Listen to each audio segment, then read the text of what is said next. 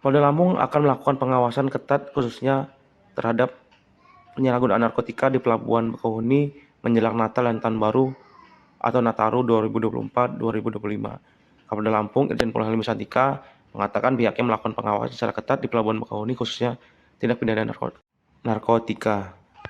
Selain itu, berdasarkan perintah dari Kapolri dan perintah dari Presiden bahwasannya tindak pidana narkotika, kemudian judi online, hingga korupsi menjadi perhatian serius untuk dilakukan penindakan secara tegas. Hal tersebut diungkapkan oleh Kapolda Lampung, Irjen Pol Helmi Santika, pada perayaan HUT ke-74 Polairut. Polisi akan terus melakukan penindakan secara maksimal terhadap pelaku tindak pidana narkotika, serta judi online dan tindak pidana lainnya yang meresahkan masyarakat dan mengganggu Kamtibmas. Penindakan terhadap narkotika dan tindak pidana lainnya harus didukung oleh semua komponen masyarakat, dengan harapan penindakan tersebut bisa maksimal dan memberikan keamanan bagi masyarakat.